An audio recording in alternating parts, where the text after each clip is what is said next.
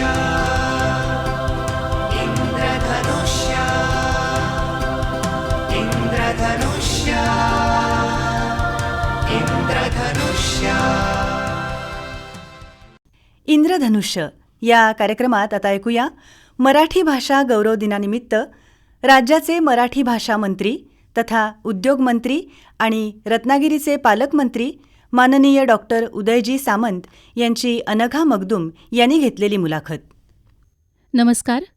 माझा मराठीची बोलू कौतुके परी अमृतातेही पैजा जिंके अशा शब्दात संत ज्ञानेश्वरांनी ज्या भाषेचा गौरव केला त्या आपल्या माय मराठीचा आज सोहळा आहे. आज 27 फेब्रुवारी ज्ञानपीठ पुरस्कार विजेते कविवर्य कुसुमाग्रज यांचा जन्मदिवस. हा दिवस संपूर्ण जगभरात मराठी भाषा गौरव दिवस म्हणून मोठ्या उत्साहात साजरा केला जातो. मराठी भाषा ही केवळ संवादाचं माध्यम नसून ती महाराष्ट्राची संस्कृती, अस्मिता आणि आपला श्वास आहे.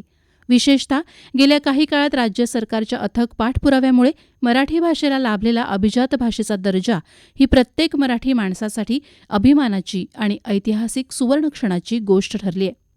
मराठी भाषेचा हा वारसा अधिक समृद्ध करण्यासाठी, ती तंत्रज्ञानाच्या युगात जागतिक स्तरावर नेण्यासाठी आणि भाषेचं संवर्धन करण्यासाठी शासन नेमकी कोणती पावलं उचलत आहे आणि या मराठी अस्मितेची पुढील दिशा काय असेल, या आणि अशा महत्त्वपूर्ण विषयावर चर्चा करण्यासाठी राज्याचे मराठी भाषा मंत्री तथा राज्याचे उद्योगमंत्री आणि रत्नागिरीचे पालकमंत्री माननीय नामदार डॉक्टर उदयजी सामंत यांना आम्ही आज इथे आमंत्रित केलंय. सर, आकाशवाणी रत्नागिरी केंद्राला मुलाखत देण्यासाठी आपण आपला बहुमोल वेळ दिलात याबद्दल सुरुवातीलाच आपले आभार मानते. आपलं स्वागत. मराठी भाषा गौरव दिवसाच्या निमित्तानं तुमचा विभाग आणि सरकार यावेळेला काय नियोजन केलंय, कुठला कार्यक्रम आहे? सर्वप्रथम मी मनापासून आपल्याला धन्यवाद देतो की मराठी भाषेच्या संदर्भामध्ये आज माझी मुलाखत होते. मराठी भाषेचा दिन कुठचा असतो, तो कशासाठी असतो हे आपणच स्वतः विशद केलं आहे. परंतु मराठी भाषा आणि जे मराठी भाषेचा विभाग आहे तो कशासाठी आहे, काय, हे अनेक वेळा आम्ही सांगितलं. पण मी हा ज्यावेळी आढावा घेतला ते मराठी भाषेचं जतन करणं, मराठी भाषा आहे त्याच्यापेक्षा मोठी करणं, मला असं वाटतं ह्याची कसलीही आवश्यकता नाही. कारण मराठी भाषा जशी आहे की जी जगाला मार्गदर्शन करते आणि जगातल्या ज्या मोजक्या काही भाषा आहेत ज्या 2000 वर्षापूर्वीच्या आहेत, 2500 वर्षापूर्वीच्या आहेत, त्यातली आपली मातृभाषा मराठी आहे आणि त्याच्यामुळं मराठी भाषेचं जतन हे 100% केलं पाहिजे. पण त्याचं संवर्धन करत असताना महाराष्ट्रापुरतं मर्यादित न राहता ते जागतिक पातळीवर गेलं पाहिजे, हा आमच्या विभागाचा प्रयत्न आहे. आणि म्हणून मराठी भाषा भवन असेल, मराठी भाषा भवनाचं उपकेंद्र असेल आणि सगळ्यात महत्त्वाची बाब मला जी सांगायची ती म्हणजे जो आपण जागतिक पातळीवरचा मराठी भाषेचा विचार करतो, आजपर्यंतच्या इतिहासामध्ये जागतिक पातळीवर कुठच्याही एका मातृभाषेचं वैश्विक केंद्र नाही जे मराठी भाषेचं आपण करतोय लंडनमध्ये. आणि पुढच्या 2 महिन्यानंतर छत्रपती शिवाजी महाराजांच्या नावानं मराठी भाषा वैश्विक केंद्र हे लंडनमध्ये सुरू करण्याचा आपण निर्णय घेतला आहे. आणि हे मराठी भाषेच्या दृष्टीनं अतिशय फार मोठा ठेवा आहे आणि तो जतन करण्यासाठी आपण सगळ्यांनी प्रयत्न केला पाहिजे. सर, मराठी भाषेला अभिजात भाषेचा दर्जा मिळाला, यामुळे विद्यार्थ्यांना, संशोधकांना कोणता फायदा होईल आणि यामुळे मराठी भाषेला नेमकी कोणती दिशा मिळेल? अभिजात भाषेचा दर्जा जो मिळाला आहे त्याचे काही प्रकल्प आम्ही केंद्र शासनाकडे सबमिट केलेले आहेत. त्याच्यातनं आपल्याला निधी प्राप्त होईल, त्याच्यातनं मराठी शाळांमध्ये चांगल्या पद्धतीचं आपण ते वाढवू शकू, सगळं जे काही अत्याधुनिक ज्ञान आहे ते.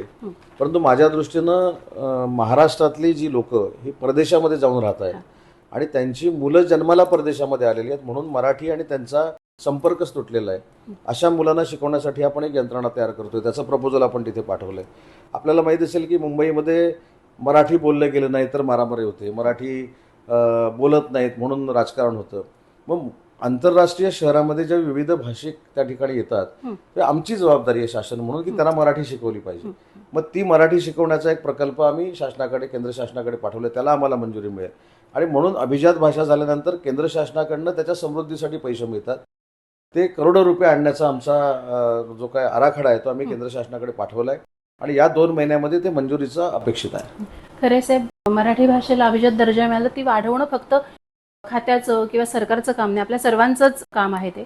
साहेब, मराठी भाषा भवनाबद्दल तुमच्याकडनं वारंवार ऐकायला मिळतं, तर आत्ता काय स्टेज आहे? मराठी भाषा भवन हे महाराष्ट्रातल्या, देशातल्या आणि जगातल्या मराठी बांधवांची अस्मिता आहे. आजपर्यंत आपण नरिमन पॉईंटला जातो, आजपर्यंत आपण गिरगाव चौपाटीला जातो, अनेक मोठमोठ्या बिल्डिंग बघतो, अनेक मोठमोठी कार्यालय बघतो, आपण तिथे एअर इंडियाची इमारत बघतो, तिथं आपण टाटाची इमारत बघतो, मंत्रालय बघतो. त्याच धर्तीवर जगाला मराठी भाषा केवढी मोठी आहे हे दाखवण्यासाठी मराठी भाषा भवन 100 कोटी रुपयाचं आम्ही नरिमन पॉईंटला उभं करतोय. त्याचं काम सुरू झालेलं आहे आणि 2 वर्षामध्ये ते पूर्ण होईल. हा झाला मराठी भाषा भवनाचा आराखडा. ऐरोलीमध्ये मराठी भाषेचं आपण उपकेंद्र सुरू करतोय. जी साहित्यिकांची मागणी होती की त्यांना अभ्यास करण्यासाठी जागा पाहिजे, त्यांना राहण्यासाठी जागा पाहिजे, त्यांना संशोधन करण्यासाठी जागा पाहिजे, तर अशी जागा आपण ऐरोलीमध्ये MIDCनं दिलेली आहे आणि त्या MIDCवर ते उपकेंद्र देखील उभं राहतं. साहेब, मराठी विश्वकोश मंडळ आहे, मराठी साहित्य संस्कृती मंडळ आहे, तर आज त्यांची काय स्थिती आहे आणि तुम्ही आल्यानंतर त्याच्यात काय बदल केले आहेत का? तुम्ही अजून 1 महिन्यानंतर मुंबईमध्ये येऊन या सगळ्यांची कार्यालयं जर बघितली तर त्याचा बेस मराठी अशी कार्यालय आम्ही उभी केली. 3 वर्षानंतर आम्हाला नवीन कार्यालयामध्ये जायचं आहे, मराठी भाषा भवनमध्ये जायचं आहे. पण 3 वर्षामध्ये जी लोक मराठी भाषेच्या कार्यालयामध्ये येतील त्याला मराठी भाषेला साजेची अशी कार्यालय असली पाहिजेत आणि म्हणून रवींद्र नाट्य मंदिरमध्ये आम्ही सगळी कार्यालय चांगल्या पद्धतीनं उभे करतोय. सगळ्यात महत्त्वाचं म्हणजे ज्यांच्याबरोबर मी काम करतोय त्यांचा देखील साहित्याचा ठेवा फार मोठा आहे. म्हणजे तुम्ही आता जसं म्हटलं की साहित्य मंडळाचे अध्यक्ष डॉक्टर सदानंद मोरे आहेत, जे थेट तुकाराम महाराज यांचे वंशज आहेत, फार मोठे साहित्यिक आहेत. एका ठिकाणी ज्येष्ठ साहित्यिक रवींद्र शोभणे अध्यक्ष आहेत, एका ठिकाणी लक्ष्मीकांत देशमुख आहेत, एका ठिकाणी विश्वास पाटील आहेत. त्याच्यामुळे या सगळ्यांबरोबर काम करताना मजा येते, कारण शेवटी आपण मराठी भाषेवर काम करतो. आणि मगाशी जसं म्हटलं की अभिजात भाषेचा दर्जा आपल्याला मिळाला, पण त्याचा बेस अनेकांना कदाचित माहिती नसेल. अनेक लोक सांगतात की आम्ही आंदोलन केलं म्हणून मिळालं. ठीक आहे, ते सगळं त्यांना श्रेयच आहे. पण मी ज्यावेळी केंद्र सरकारला विचारलं की आमच्या मराठी भाषेला अभिजात भाषाचा दर्जा देत असताना तुम्ही काय बघितलं, त्यांनी 2 उदाहरणं सांगितली की ज्ञानेश्वर महाराजांनी लिहिली, हा मराठीचा बेस आहे म्हणून आम्ही अभिजात भाषेचा दर्जा दिला. आणि त्याच्यानंतर तुकारामांची गाथा, छत्रपती शिवाजी महाराजांची भाषा ही मराठी होती. हे सगळं लिहिलंय त्याच्यात केंद्र सरकारनं. खरं तर पुढच्या पिढीला अभिजात भाषा कशी झाली हे मार्गदर्शन देखील होणं गरजेचं आहे. आणि तो देखील उपक्रम या वर्षीपासून आम्ही सुरू करतोय की मराठी भाषेतलं साहित्य काय आहे, मराठी भाषा कशा पद्धतीनं सुदृढ झालेली आहे, मराठी भाषेमध्ये कुणी कुणी लिखाण केलं आहे. अनेकांना असं वाटतं की 10-12 वर्षापूर्वी लिखाण झालं आहे, परंतु ज्ञानेश्वरी ज्या दिवशी लिहिली त्याच दिवशी खऱ्या अर्थानं आपली भाषा मराठी अभिजात झालेली होती. हे त्याच्यातलं खरं उदाहरण आहे. त्याच्या अगोदरचे आपल्याकडे शिलान्यास आहे, त्याच्या अगोदरपासून कुणी कुठं काही मराठीतनं लिहून ठेवलेलं आहे. या सगळ्या गोष्टी आम्ही शोधून काढल्या आणि त्याच्यामुळेच ही भाषा अभिजात झाली. परंतु अभिजात भाषा झाली म्हणजे काय झालं हे किती लोकांना माहिती आहे, हे आमच्या दृष्टीने देखील आत्मचिंतनाची बाब आहे. आणि म्हणून यावर्षी आपण एक उपक्रम सुरू करतोय की अभिजात भाषा ही मराठी आहे आणि मराठी ही भाषा बाकीच्या सगळ्या भाषांपेक्षा किती ताकदवान भाषा आहे हे आम्ही विद्यार्थ्यांपर्यंत पोहोचवण्याचा प्रयत्न करणार आहोत. साहेब, मला आठवते 2013ला ज्यावेळेला तुमच्याकडे पहिलं मंत्रिपद आलं तेव्हापासून अभिजात मराठी भाषेचा हा विषय आपल्यासमोर आला होता. आणि तो तुम्ही असतानाच ती भाषेला दर्जा मिळाला हे तर आहे. साहेब, भाषा आपली समृद्ध करत असताना वेगवेगळ्या शैक्षणिक क्षेत्रांमध्ये म्हणजे इंजिनिअरिंग असेल, मेडिकल असेल किंवा आता कोर्टामध्ये सुद्धा मराठी भाषेचा वापर अनिवार्य केलेला आहे, तर याकडे आपण कसं बघता? मगाशी जसं तुम्ही सांगितलं की 2013ला पहिला प्रस्ताव हा मी राज्यमंत्री म्हणून पाठवला. तसं उच्च व तंत्र शिक्षण विभागाचा मंत्री असताना पहिला मराठीतून MTech अभ्यासक्रम हा आम्ही पिंपरी चिंचवडमध्ये सुरू केला. आणि आपल्याला खरोखरच आश्चर्य वाटेल, आज एकही सीट तिथली रिक्त नसते, मराठीतून मुलं MTech करतात. JNU मध्ये आम्ही गेलो. JNU मध्ये गेल्यानंतर मला अनेक गोष्टी सांगितल्या होत्या, तिथली मुलं अशी आहेत, तिथली मुलं अशी वागतात. पण आज JNU मध्ये म्हणजे जवाहरलाल नेहरू युनिव्हर्सिटीमध्ये ज्याचं नाव जागतिक स्तरावर घेतलं जातं, तिथं कुसुमाग्रजांच्या नावानं मराठीचं अध्यासन केंद्र आम्ही सुरू केलं. छत्रपती शिवाजी महाराजांचा गनिमी कामावर आम्ही MA चा अभ्यासक्रम सुरू केला. मला असं वाटतं की मराठी भाषेच्या दृष्टीने हे फार मोठी अचिव्हमेंट आहे, फार मोठा ठेवा आहे. जम्मू काश्मीरला आम्ही पुस्तकांचं गाव सुरू करतोय. त्याच्यानंतर लंडनमध्ये आम्ही पुस्तकांचं गाव सुरू करतोय मराठी भाषेचं. नुसतं मराठी भाषेचं ज्याचा उल्लेख मगाशी तुम्ही केला की मराठी भाषा मंत्रालय हे माझ्या दृष्टीनं आंतरराष्ट्रीय मंत्रालय आहे. मी अनेक वेळा सांगितले, अनेक लोक त्याला विनोदाने घेतात. माझ्याकडे आज उद्योग मंत्रीपद आहे, पण ते महाराष्ट्रापुरतं सीमित आहे. पण मराठी भाषा मंत्रालय माझं जगभरामध्ये आहे. आंतरराष्ट्रीय मंच जगामध्ये माझे आहेत, जे माझ्या विभागामार्फत चालतात. आंतरराष्ट्रीय मंचामार्फत जे उपक्रम चालतात त्याला आम्ही निधी प्रोव्हाइड करतो, त्याच्यामुळे ते माझ्या अंतर्गत चालतं. कर्नाटक सारख्या ठिकाणी जी ग्रंथालय आहेत त्यांना आम्ही आता निधी उपलब्ध करून देतोय. त्याच्यामुळे मराठी भाषा हे मंत्रालय जे आहे ह्याच्यामध्ये काम करताना खरोखरच एक वेगळा आनंद असतो. ठीक आहे, मी इंडस्ट्रियलिस्टना भेटतो, मी परदेशातल्या लोकांना भेटतो, मी परदेशामध्ये जातो, पण परदेशामध्ये जातो आणि शिरवाड्यामध्ये जातो. हां. तर शिरवाड्यामध्ये गेलेल्याचा आनंद कुसुमाग्रजांच्या गावात हा वेगळा असतो, विलक्षण असतो. अगदी, अगदी. आणि तिथे भेटणारी जी लोक आहेत ही मराठीचा वारसा जपणारी सगळी लोक आहेत आणि त्याच्यामुळे ह्या खात्यामध्ये काम करत असताना देखील एक विलक्षण आनंद मिळतो. जसं तांत्रिक भाषांबद्दल किंवा शिक्षणाबद्दल बोलले तर AI आलेला आहे आणि AI मध्ये सुद्धा मराठी भाषा असावी असं आपल्याला वाटतं का? किंवा वेगवेगळे ॲप्स आलेत तर हे नक्की AI मध्ये मराठी भाषा असावी. आता ह्याचं कॉम्बिनेशन तुम्हाला मी सांगतो. माझ्याकडे उद्योग मंत्रालय आहे हां. आणि 3 महिन्यापूर्वी की 4 महिन्यापूर्वी नरेंद्र मोदी साहेबांनी एक मोठा कार्यक्रम मुंबईमध्ये घेतला, वेव्ज नावानं. आणि त्याच्यामध्ये मनोरंजन सेक्टरमध्ये जे स्टुडिओ आहेत त्यांना एक वेगळ्या पद्धतीचा इंडस्ट्रीचा दर्जा द्यायचा आणि त्याच्यातनं त्यांना इन्सेंटिव्ह द्यायचा, सबसिडी द्यायची, अशी एक स्कीम आम्ही लॉन्च केली. पण आता जो AIचा वापरच्या बाबतीत आम्ही सांगितलं तर मी त्याचं कॉम्बिनेशन असं केलं की हिंदी असेल किंवा इंग्रजी असेल त्याच्यासाठी स्टुडिओ झालेच पाहिजेत, पण AIच्या माध्यमातून मराठीसाठी देखील स्टुडिओ झाले पाहिजेत, म्हणून आम्ही ते कॉम्बिनेशन केलं. आणि आमच्याकडनं मीडिया पॉलिसी जी जाहीर झाली किंवा मनोरंजनाची पॉलिसी उद्योग विभागाकडनं जी जाहीर झाली त्याच्यामध्ये आम्ही स्पेशली घेतलेलं आहे की मराठी स्टुडिओमध्ये मराठी भाषेमध्ये जर कोण AIचा वापर करण्यासाठी स्टुडिओ करणार असतील तर त्याला उद्योग विभागाकडनं इन्सेंटिव्ह दिला जाईल. कारण भविष्यामध्ये AI हे काय आहे, ठीक आहे, AIमध्ये नोकऱ्या कमी होतील वाढतील याच्यावर फार मोठी चर्चा चालते, पण AI क्रिएट करत असताना तुमचा मेंदूच आहे ना, तुमच्या मेंदूनं ते सगळं त्याला फीड केल्याशिवाय ते होणारच नाही. त्याच्यामुळे AI काही जरी असलं तरी तुमच्या मेंदूनं शिकवल्यामुळेच ते होणार आहे. मग त्याची देखील एक पॉलिसी असावी, म्हणून देशातली पहिली AI पॉलिसी त्याच्यामध्ये इंग्रजी, हिंदी आणि मराठी समावेश आहे, ही उद्योग विभागामार्फत आम्ही करतोय. आणि म्हणून याच्यामध्ये मराठी विभाग आणि उद्योग विभाग ह्याचं कॉम्बिनेशन करण्यामध्ये मी यशस्वी झालो. अरे वा, खूपच छान. आणि साहेब खूप वेगळ्या मुद्द्यांवर आपण बोललो, तरीही 2 प्रश्न तुम्हाला मराठी भाषा मंत्री म्हणून विचारले जातात. त्यातला पहिला म्हणजे कॉन्व्हेंटच्या शाळा यांचं अतिक्रमण मराठी शाळांवर होत आहे. तर मुलं इंग्लिश शिकतात आणि मराठीकडे वळत नाहीत असं जे सातत्याने बोललं जातं, तर त्याबद्दल काही भाषिक विभागाकडनं होत आहे? नाही, मला असं वाटतं की इंग्रजी ही आंतरराष्ट्रीय भाषा आणि आंतरराष्ट्रीय स्तरावरची व्यवहारातली एक भाषा बनलेली आहे. पण माझं शिक्षण मराठी माध्यमातून झालेलं आहे. म्हणजे पालीच्या जिल्हा परिषद शाळेमध्ये मी मराठी शिकत, हायस्कूलमध्ये मराठी शिकत इंजिनियर होऊन मी मंत्री झालो. पण मला कधीही मराठी भाषेचा त्रास परदेशामध्ये देखील झाला नाही. मी आजही जिथं आवश्यक आहे तिथं नक्की इंग्रजीचं भाषण करतो, पण आजही परदेशात गेल्यानंतर जे दुभाषिक आहेत ते मी बरोबर ठेवतो आणि मराठीतनंच बोलतो. अरे वा. कारण जर साऊथ कोरियाला गेल्यानंतर साऊथ कोरियाची लोक आपल्याबरोबर इंग्रजी देखील बोलत नाही, ते त्यांच्याच भाषेमध्ये बोलतात. आणि ते दुभाषिक ट्रान्सलेट करून जर आपल्याला सांगत असतील तर आपली मराठी ट्रान्सलेट करून ते त्यांना सांगतील. त्याच्यामुळे शिक्षणावर यश अवलंबून नक्कीच आहे, परंतु इंग्रजी भाषा बोलता येत नाही म्हणून माझं उद्योगमंत्री म्हणून काय दावोसला नुकसान झालं तर अजिबात झालं नाही. आणि मला इंग्रजी किती बोलता येतं, हिंदी किती बोलता येतं, कन्नड किती बोलता येतं, याच्यापेक्षा मी माझं मराठी दावोसला प्रेझेंट करू शकतो याच्यामध्ये मला 100% समाधान आहे. त्यात मला कधीही कमीपणा वाटलेला नाही. आणि म्हणून इंग्रजी ठीक आहे आंतरराष्ट्रीय भाषा आहे, पण मराठी देखील जर आपण तमिळनाडूमध्ये गेलो, आज तमिळनाडूमध्ये गेल्यानंतर तिथला जो अनुभव आहे तो विलक्षण आहे. त्या टॅक्सी ड्रायव्हरला इंग्रजी येत असतं, त्या टॅक्सी ड्रायव्हरला हिंदी येत असतं, त्या टॅक्सी ड्रायव्हरला अन्य भाषा येत असतात, पण तो त्यातली कुठचीही भाषा बोलत नाही, तो फक्त त्याची मातृभाषा बोलतो. म्हणजे आपल्याला करायला काय प्रॉब्लेम आहे, परंतु ती सुरुवात आपल्यापासून झाली पाहिजे. म्हणून जिथं जिथं मला हे करता येईल तिथं मी जाणीवपूर्वक करतो.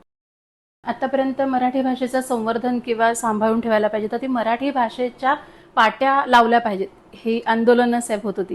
तिथून आता आपण इतके पुढे आलो, तर कसं बघता ह्या सगळ्याकडे? मराठी भाषेच्या पाट्या लावल्या पाहिजेत, हे राजकीय अंतर्नियमामध्ये बदल झाला हे आपण सगळं समजू शकतो. परंतु ज्यावेळी मी आळंदीला गेलो आणि आळंदीच्या लोकांनी मला सांगितलं की ज्ञानेश्वरी ही सर्वसामान्यातल्या सर्वसामान्य गरीब माणसाकडे असली पाहिजे, परंतु आमच्याकडची ज्ञानेश्वरी ही जर आपण पैसे देऊन द्यायला गेलो ते घेऊ शकत नाही. मी तिथल्या तिथं निर्णय घेतला आणि जवळजवळ 2 लाख आर्थिकदृष्ट्या दुर्बल असलेल्या परंतु विठ्ठलाला मानणाऱ्या किंवा आपला आध्यात्मिक वारसा जपणाऱ्या लोकांकडे ज्ञानेश्वरी पाठवून दिली. आम्ही त्याचा खर्च केला. मग ती ज्ञानेश्वरी तुम्ही उघडून बघितलीत तर मला अभिमान एवढाच आहे की माझं त्याच्यात नाव आहे ज्ञानेश्वरीच्या सुरुवातीला. तसंच तुकारामांच्या गाथेच्या बाबतीत झालं. म्हणून माझ्या दृष्टीनं फलकापेक्षा सर्वसामान्य घराच्या कुटुंबामध्ये ज्ञानेश्वरी किंवा तुकारामांची गाथा आहे म्हणजेच मराठी तिथं आहे, हे असलं की पास झालं. भाषेकडे बघताना हा एवढा व्यापक दृष्टिकोन असलाच पाहिजे असं मला वाटतं. आपण शेवटाकडे जाताना जसं तुम्ही सुरुवातीपासून सांगताय, परदेशातल्या मराठी जी माणसं आहेत त्यांना सुद्धा ते तिकडे ते मंडळ स्थापन करतात, वेगवेगळे कार्यक्रम करत असतात, तर आपल्या विभागाकडनं त्यांच्यासाठी काही उपक्रम होतात? नाही, विभागाच्या मार्फत उपक्रम होतात. मी अजून एक त्याचं उदाहरण देईन. मी दर 3 वर्षानं जो वर्ल्ड एक्सपो होतो त्या वर्ल्ड एक्सपोला इंडिया पॅव्हिलियनचं उद्घाटन करण्यासाठी गेलो होतो आणि तिथल्या जपानच्या लोकांनी माझं तुतारी वाजवून ढोल वाजवून पारंपरिक पद्धतीनं स्वागत केलं. हे जपानच्या लोकांनी बघितलं आणि त्यांनी आम्हाला ऑफर दिली की आमच्या संपूर्ण वर्ल्ड तो फोरम जो आहे, जे वर्ल्ड एक्सपो आहे, त्याची सांगता तुम्ही मराठी गाण्याने करा या सगळ्यांना. आणि मी तुम्हाला काही तो व्हिडिओ पाठवीन. 15,000 लोकांनी, 15 ते 20,000 लोकांनी जय जय महाराष्ट्र माझा जपानच्या लोकांनी उभं राहून म्हटलेलं मी तुम्हाला दाखवतो. म्हणजे याचा अर्थ असा आहे की आपण जे जाऊन प्रेझेंट चांगलं करतो ते जगातले लोक स्वीकारतात, हे आम्ही स्वतः बघितलेलं आहे. दुसरी एक महत्त्वाची गोष्ट सांगतो की आपण फार आपल्यापुरता मर्यादित विचार करतो. मी ज्यावेळी जपानला ओसाकामध्ये गेलो तर मला महाराष्ट्रातली काही मंडळी भेटली आणि ते मला एका शाळेत घेऊन गेली. इतकी सुंदर शाळा होती.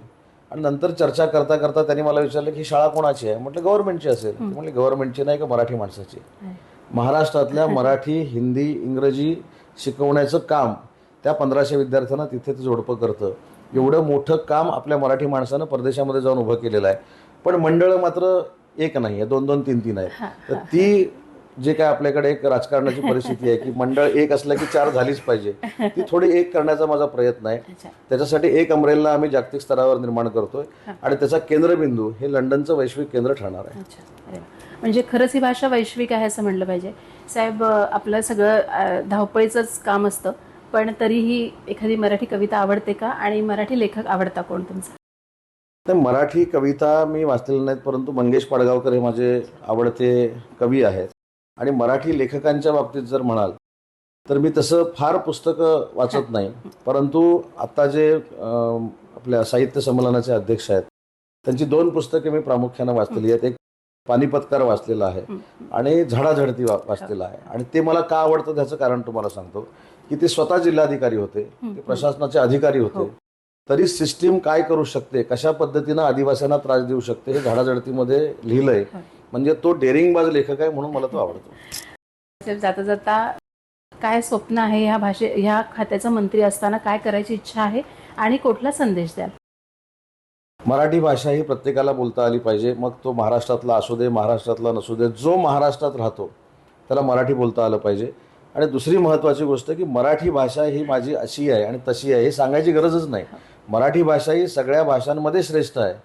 हे ज्यावेळी आपला तरुण किंवा तरुणी सांगायला शिकेल त्यावेळीच जे जतन आपण म्हणतो मराठी भाषेचे जतन ते चांगल्या पद्धतीनं होऊ शकतं. पण मराठी भाषेला सुदृढ करण्याची काही आवश्यकता नाही. ती एवढी सुदृढ आहे की अनेक भाषा ती स्वतःच्या पोटात घेऊ शकते, एवढी ती सुदृढ आहे. आणि हा मराठीचा वारसा, आपल्या संतांचा वारसा, आपल्या राष्ट्रीय पुरुषांचा मराठीचा वारसा पुढच्या पिढीनं पुढे न्यावा हीच माझी प्रामाणिक भावना आहे. साहेब, तुम्ही खूप घाईच्या वेळेत सुद्धा एवढा वेळ आम्हाला दिलात आणि खूप छान माहिती दिलीत आणि काय खातं काम करते, कारण हे कळलं पाहिजे लोकांना सुद्धा की मराठी भाषेसाठी इतकं काम जागतिक स्तरावर साहेब आपण हे सगळं नेलेलं आहे. होतंय. वेळ दिल्याबद्दल खूप खूप धन्यवाद. इंद्रधनुष्य या कार्यक्रमात आत्ताच आपण ऐकलीत मराठी भाषा गौरव दिनानिमित्त राज्याचे मराठी भाषा मंत्री तथा उद्योगमंत्री आणि रत्नागिरीचे पालकमंत्री माननीय डॉक्टर उदयजी सामंत यांची अनघा मगदूम यांनी घेतलेली मुलाखत. या कार्यक्रमाचे सादरकर्ते होते विवेक वानखडे.